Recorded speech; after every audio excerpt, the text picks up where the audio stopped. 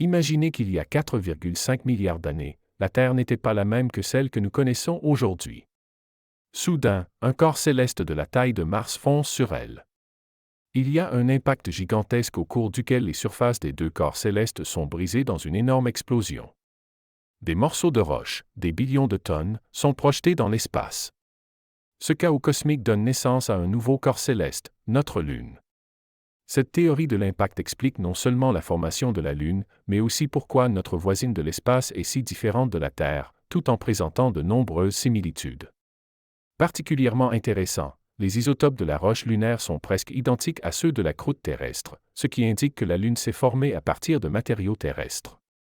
Mais comment cette énorme collision a-t-elle provoqué la formation de la Lune?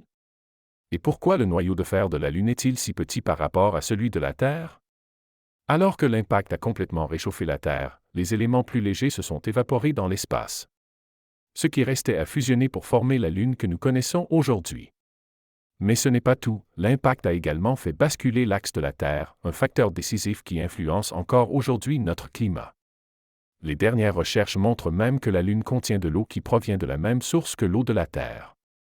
Cette découverte soulève de nouvelles questions. Quel rôle l'eau a-t-elle joué dans la formation de la Lune? Et qu'est-ce que cela pourrait signifier pour les missions futures?